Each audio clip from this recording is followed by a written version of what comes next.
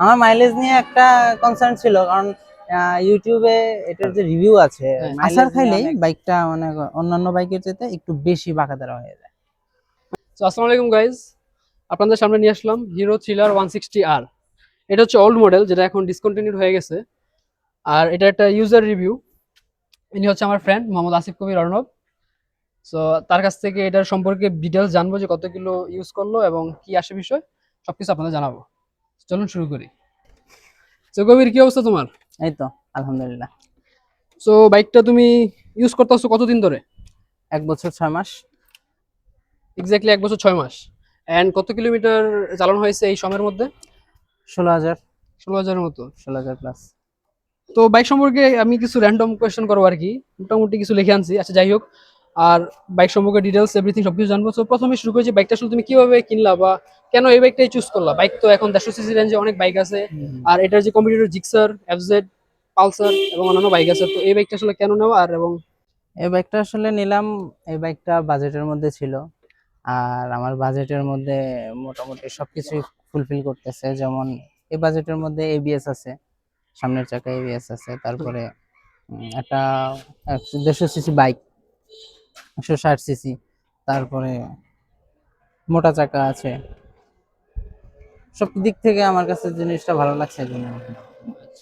আর সবচেয়ে বড় কথা হচ্ছে, আমি যেহেতু এই বাইকটা সেকেন্ড হ্যান্ড নিছি, আমি একটা ভালো ডিল পাইছি সবচেয়ে কম কিলোর মধ্যে। আর এটা হচ্ছে আমার কোনো শোরুম থেকে নেওয়া না, এটা আমার এলাকার এক ভাইয়ের বাইক ছিল, তো এই কারণে আমি এই বেটার ডিল পাইছি, এই জন্য মানে ভালো ডিলে পাইছো, নিয়ে নিছো।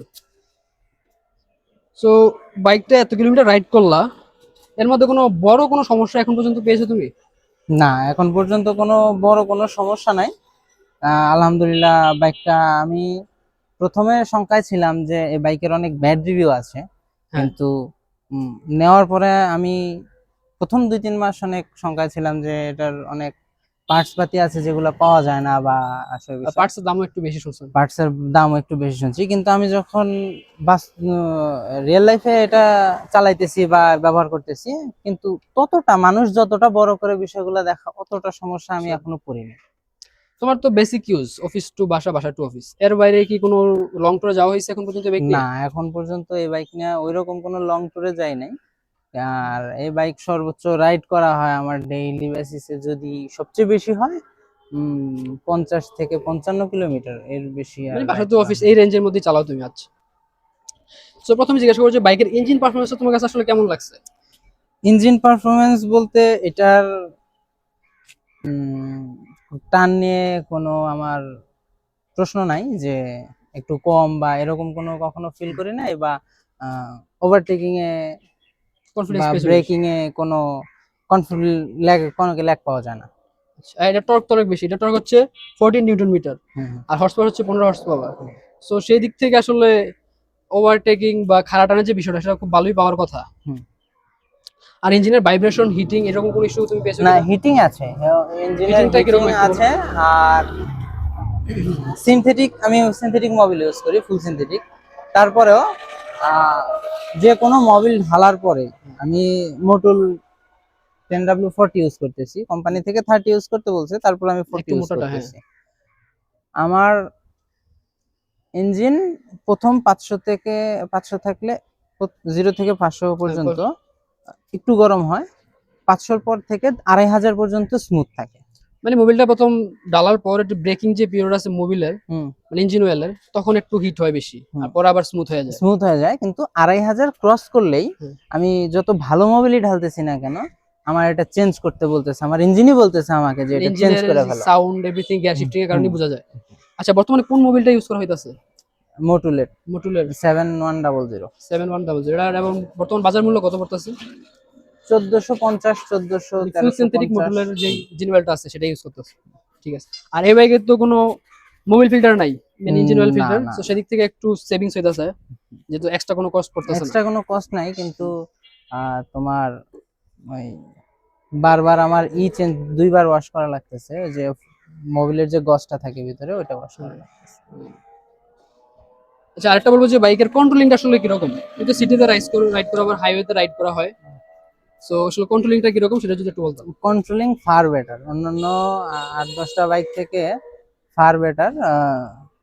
কম্পিটিশনে সবচেয়ে বেটার বলবো না, কিন্তু পিছাও থাকবে না এটা।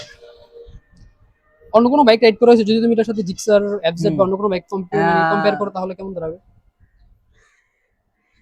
যদি হেভি ইউজার বলতে একদম খুব টানাটানি ভুংবাং চালানো হ্যাঁ। ইউজার হয়ে থাকে, তাহলে আমি বলবো যে এটা অন্যান্য যারা চালাইছে তাদের উপরে হয়তো ওগুলা বেটার লাগতে পারে, কিন্তু জেন্টল রাইডে চিলার বেটার। Chiller better. ঠিক আছে। আর সাসপেনশন ফিডব্যাকটা কিরকম, যেহেতু বাইকের সামনেও বেশ ভালোই মোটা এবং পিছনে সম্ভবত 7 স্টেপ শোয়ার সাসপেনশনটা ইউজ করা হয়েছে, হুম। তো সাসপেনশন ফিডব্যাকটা কিরকম পাইছো? Suspension feedback average, average? খুব ভালো না। খুব ভালো না কেন? খুব ভালো না কারণ আমি এর থেকে বেটার সাসপেনশন দেখছি, যেমন এটা যেমন N160। ওটা সাসপেনশনটা বেটার। হ্যাঁ, N160 সাসপেনশনটা বেটার। তারপরে জিক্সার FI ABS যেটা, ওটার সাসপেনশনটা আমার কাছে ভালো মনে হয়েছে। মোনোটনের থেকে আবার এটা ভালো। মোনোটন থেকে এটা ভালো। মোনোটন থেকে। বাহ। আর আরেকটা প্রশ্ন করবো যে এটাতে কোনো আসলে যে কোনো সময় এরকম হয়েছে কিনা যে হ্যান্ডেল ওয়াবল যেটাকে বলে, তুমি ক্রুজ করতেছো হঠাৎ করে হ্যান্ডেল ওয়াবল বা না, এক্সট্রা কোনো আসলে ভাইব্রেশন, আসলে এরকম আমি কোনো ফিল হয়েছে কিনা? এটার স্পিড 80 প্লাস কখনোই উঠাইনি, মানে একদম ঠিক আছে? স্পিড লিমিট মেনটেন করে চালাও? স্পিড লিমিট মেনটেন করে চালাই। এই জন্য এখানে ওয়াবল বাইকে আছে কিনা সেটা আমি এখনো জানি বুঝতে না। পারছি, হাই স্পিডে কখনো যাওয়া হয় না। আমি 80 ক্রসই করিনি। একবার আমি 100 তুলছিলাম, তো না, কোনো সমস্যা নেই। সমস্যা হয় না। আর সবচেয়ে ইম্পর্টেন্ট এন্ড সবচেয়ে কনসার্নিং যেটা সবার মনে থাকে, এটা হচ্ছে একটা FI bike. So FI bike থেকে নরমালি অন্যান্য যে কার্বোরেটর বাইক আছে সেটা থেকে মাইলেজের যে এক্সপেকটেশন সেটা একটু বেশি রাখে, সবাই বেশি রাখে এবং মাইলেজও একটু বেশি পাওয়া যায়। সো তোমাকে যে যে মাইলেজটা কেমন পাইতেছো, তোমার যেহেতু হাইওয়ে এবং সিটি বোথ কম্বাইন্ড রাইড, ঠিক আছে, আমাদের হাইওয়েতে রাইড করা হয় বা সিটিতে রাইড করা হয়, সো মাইলেজটা কেমন দিচ্ছে তোমাকে? মাইলেজটা ভেরিয়েবল। যেমন আহ, যদি আমি ফাঁকা রাস্তা থাকে, এটা আমি ম্যাক্স 45 পর্যন্ত নিতে পারতেছি। আবার যদি খুব যানজট ঠেলি, যেমন পুরান ঢাকার দিয়ে এরিয়াতে যদি ঢুকি, আমার মাইলেজ 35 এরকম থাকে। 35-এ নেমে আসে। আবার যখন আমি এই জ্যাম আছে কিন্তু টেনে টেনে চলতেছে, যে হালকা জ্যাম যেটাকে বলে, ওটার মধ্যে আমি 42 অনায়াসে পাচ্ছি। মানে মোটামুটি বলা যায় হাইওয়েতে যদি সর্বোচ্চ 50 পাওয়া সম্ভব এই বাইক থেকে, 50 পাওয়া সম্ভব। এবং একদম লং রাইডে গেলে একদম ফাঁকা রাস্তায় তখন আর সিটিতে পাইলেও লোয়েস্ট পাওয়া হচ্ছে যেতে 35। পারে। হ্যাঁ, আমার মাইলেজ নিয়ে একটা কনসার্ন ছিল, কারণ ইউটিউবে এটার যে রিভিউ আছে মাইলেজ নিয়ে অনেক ব্যাড কমেন্টস review। করা আছে, কিন্তু ওই তুলনায় আমি মাইলেজটা বেটার পাইছি, আমি স্যাটিসফাইড। আমার মনে হয় তার একটা আরেকটা কারণ হচ্ছে যে তুমি বাইককে মেনটেন করে রাখো। এফআই বাইকের একটা হচ্ছে যে ইনজেক্টর এবং যদি ফুয়েল পাম্পটা ক্লিন না থাকে, যত ভালোই তবে ব্র্যান্ডের বাইক হোক আরেকটা না কেন। মাইলেজ আরেকটু বাড়তে পারে, আমার পকেটটা হ্যাঁ, তোমার স্পকেটটা একটু খেয়ে গেছে, ওটা ক্ষয় হয়ে একটু গেছে। চেঞ্জ করলে হয়তো একটু বেটার পাওয়া যাবে। হ্যাঁ, একটু বেটার পাওয়া যাবে। আর একটা বিষয় বলবো যে পিলিয়ন কমফোর্টটা কেমন, যদি একাই রাইড করো তারপরে যদি পিলিয়ন উঠে বা পিলিয়নের কোনো কমপ্লেন আছে কিনা যে পিছনে পিলিয়নের কমপ্লেইন আছে, পিছনের সিটটা অনেক ছোট, সিট ছোট সিট এবং ছোট, কুশনিং অনেক কম। হ্যাঁ, অনেক কম, কিন্তু সিঙ্গেল রাইডে সমস্যা হয় ঠিক না। আছে, বেটার। পিলিয়ন এতটা স্যাটিসফ্যাক্টরি না, না। পিলিয়নের জন্য স্যাটিসফাইড না এটা। ঠিক আছে। আর বাইকের যেহেতু এবিএস আছে, সিঙ্গেল চ্যানেল এবিএস, তো এবিএস এর ফিডব্যাক এবং পিছনে যেহেতু ডিস্ক ইউজ করা হয়েছে, হ্যাঁ পিছনে ডিস্ক, তো ব্রেকিং ফিডব্যাকটা কেমন পেয়েছো? ব্রেকিং ফিডব্যাক আমার বেটার, আমার কন্ট্রোলিং সবকিছুতে আমি যেহেতু তুমি ভালো। স্পিড লিমিটে থাকো হ্যাঁ, সমস্যা হয় না। আমার কনফিডেন্ট। তবে এমন কোনো সমস্যা হয় যে বৃষ্টির দিনে বা এই যে না, বালু তবে পড়ে হ্যাঁ, রাস্তায়? আমার পিছনের চাকাটা যেহেতু এটা একটু টান বেশি, আমার ওই পিছনের চাকাটা স্কিড করে অনেক বেশি। স্কিডার ইয়া থাকে, হ্যাঁ, যদি যেহেতু এবিএস চেঞ্জ নাই। করার সময় আসা পড়ছে। হ্যাঁ, ব্রেক নিয়ে কোনো কমপ্লেন নেই? না, ব্রেক নিয়ে কোনো তুমি স্যাটিসফাইড? স্যাটিসফাইড। আর এই বাইকের টায়ার সম্পর্কে তুমি বললে যে একটা কমপ্লেন আছে, তো টায়ার এটাতে কোনটা ইউজ করেছে? সামনে তো এমআরএফ, সামনে 100 সামনে 100 সেকশন, পিছনে সামনে দুইটাই। 100 সেকশন এবং পিছনে আসছে 130/70 মনে হয়, সামনে 110। সামনে 110 না 100, 100। 100/80, হ্যাঁ সামনে হচ্ছে 100 এবং পিছনে হচ্ছে 130/70 মনে হয়। তো টায়ার নিয়ে কোনো কমপ্লেন আছে কিনা? না, টায়ার নিয়ে কোনো কমপ্লেন নাই। তোমার ইউজে পিছনেরটা যেহেতু একটু ক্ষয় হয়েছে আমার বেশি, স্কিড টায়ার চালাচ্ছে বেশি। স্কিড চালানো বেশি। চেঞ্জ করে নেওয়াটাই বেটার হবে। আর গিয়ার শিফটিং এর কোনো সমস্যা হয় কিনা, গিয়ার শিফটিং এবং ক্লাচটা অনেক সফট আছে দেখতেছি। না, গিয়ার শিফটিং মোটামুটি আমি Mobil time to time change করতেছি, হ্যাঁ, আবার ক্লাস কেবলটাও লুব্রিকেট করে রাখি, তো হ্যাঁ, এখনো কোনো পর্যন্ত সমস্যা হয় না। কোনো সমস্যা নেই। ঠিক আছে। তো বাইক নিয়ে তুমি বেশ ভালোই স্যাটিসফাইড এবং হুম, বাইক তোমাকে কোনো প্যারা দিতেছে বলে মনে হয় না। না। তো এই পর্যন্ত বাইকে আসলে কোনো বড় রকমের কোনো কাজ করানো হয়েছে কিনা, বা ইঞ্জিন রিলেটেড বড় কাজ? রকমের বাইকের সবকিছু ফিডব্যাক ভালো হলেও হুম। একটা জিনিসে আমার কনসার্ন, খুবই আমি টেনশনে থাকি, সেটা সেটা কি? হচ্ছে আমার বাইকের বিল্ড কোয়ালিটি। বিল কোয়ালিটি। হ্যাঁ, মাত্র আমি 16,000 কিলো চালাইছি, হ্যাঁ, কিন্তু আমার একটা একটা করে সামনের দোনোটা অয়েল সিল চেঞ্জ করা লাগছে। ওয়েল সিল গুলা। হ্যাঁ, এখন এখানে কথা আছে, উম, আমার এলাকার ঢোকার যে রাস্তাঘাট, রাস্তাটা, হ্যাঁ, আমরা দেখে এগুলো লাগিয়ে অনেক থাকি। ভাঙাচোরা। হ্যাঁ, ঠিক আছে, এখন ওইটার কারণেও হইতে পারে, আবার আমার রাইডিং এর দোষের কারণেও হইতে পারে, কিন্তু না, তারপরেও 16,000 কিলো একদম এত তাড়াতাড়ি কেটে যাওয়া বিষয়টা কেমন? আমি যেহেতু স্পিড লিমিটে চালাই, আমি টানাটানি খুব কম করে।